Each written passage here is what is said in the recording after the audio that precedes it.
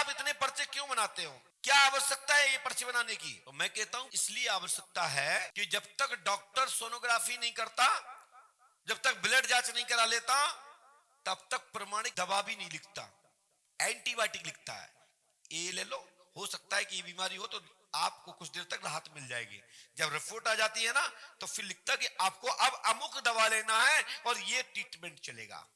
पर्चा एक विधान है, पर्चा एक रिपोर्ट है, पर्चा एक थ्योरी है, सिस्टम है। डॉक्टर भी रिपोर्ट चेक करने के बाद भी, अक्स लेने के बाद भी रिपोर्ट तैयार करता है कागज पर कि इसको ये बिंदु है और इन बिंदुओं पर उपचार होना है, इस लेवल की बीमारी है।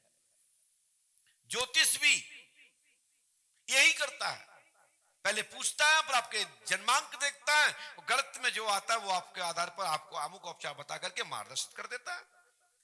तो मैं किसी भी पद्धति का विरोध नहीं करता, मैं किसी भी पद्धति का खंडन नहीं करता, मैं सभी पद्धति को स्वीकार करता हूं। चाहे फिर वो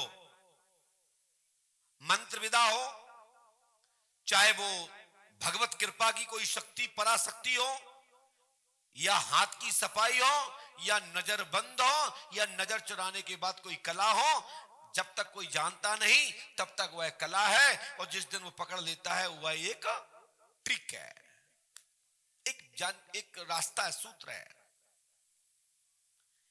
लोग कहते हैं ये तो हम भी कर सकते हैं, हम भी पर्चा बना सकते हैं, हम भी पंडों को सगा की तरह बोल सकते हैं, तो बन क्यों नहीं जाते? बन जाइए ना, क्या दिक्कत है? एक दफ्ती ले लो, एक पेन ले लो, एक मुष्टका रख लो, ऐसे एक सिंहासन डाल लो, बन जाओगे पंडों का सकर। अरे भाइयों, इसके लिए ज्ञान की आवश्यकता है, इसके लिए विद्युता की आवश्यकता है, और इसके लिए हार्ट की क्षमता की आवश्यकता है। आप डॉक्टर खूब हो जाओ, कई डॉक्टर हैं एनडीबीएस है, उसके विशेषज्ञ, लेकिन ऑपरेशन नहीं करते, मरीज देखते ही ब्लड प्रेशर बढ़ जाता है विशेषज्ञ। बताओ मैं कितने डॉक्टरों के नाम दूं? लेकिन उसके लिए भी हार्ट की क्षमता की आवश्यकता है। शक्ति तो हो सकती है, ज्ञान हो सकता है, आपको उसका उपचार करना आता हो, यदि आपके अंदर यानी दृढ़ विश्वास नहीं है, आपका दृढ़ विश्वास में निष्ठा मजबूती नहीं है, आपका हार्ट मजबूत नहीं है, तो आप उपचार नहीं कर सकते। कहां से लाओगे? इसके लिए चाहिए गुरु का आशीर्वाद। जब गुरु मजबूत होगा, आपको हर मोड़ पर, हर एंगल पर आपको डायरेक्शन देगा, तो ये कंपाउंडर भी ऑपरेशन कर देता है, एक हेल्पर भी काट पीट देता है और टांके लगा देता है, और आपका संपूर्ण पार्ट चेंज कर देता है, और डॉक्टर खड़ा रहता है।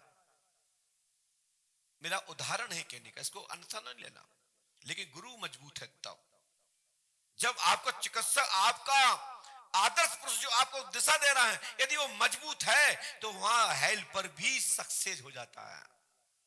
होता कि नहीं होता? बताइए, यदि गलत कह रहा हूं बताइए। बड़े बड़े पुलिस के प्रकरण में पुलिस नहीं पकड़ पाती है, साथ में चलने वाले जो होम गार्ड के लोग होते हैं, वो चोर को पकड़ लेते हैं कि ये चोर जा रहा है साहब। दीवान जी कहते हैं, थाना प्रभारी कहते हैं ऐसा, जब उसका तहकीकात करते हैं तो वो बहुत बड़ा क्रिमिनल पकड़ा जाता है। तो अनुभव किसी के पास हो सकता है, लेकिन डिग्रीधारी का ही प्रमाण मान्य होता है। लेकिन जब डिग्रीधारी के साथ खड़े होते हैं, तो वो भी डॉक्टर की बराबरी की हैसियत में खड़ा होता है, क्योंकि उसका हेल्पर्स है।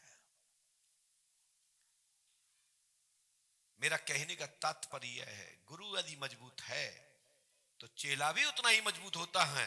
बस गुरु मजबूत हो, उसका डॉक्टर मजबूत हो, उसका मालिक मजबूत हो, तो छोटे छोटे 2-2 पैसे के जो कर्मचारी होते हैं ना, वो भी अपने आप को मालिक बोलता है कि मैं फलाने मालिक का द्वारपाल हूं।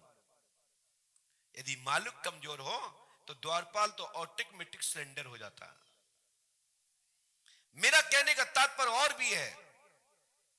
लोग पूछते हैं कि गुरुजी ऐसा गोल गोल क्यों बोलते हैं? क्योंकि गोल गोल में ही तो संसार है, सभी तो गोल है।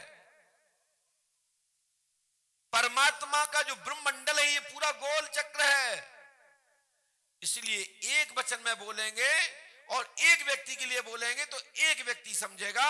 यदि बहुवचन को लेते हुए समाहित करते हुए एक साथ प्रश्न दिया जाए, यहां से एक साथ उत्तर दिया जाए, तो एक साथ लाखों करोड़ों लोगों को भी उत्तर प्राप्त हो सकता है।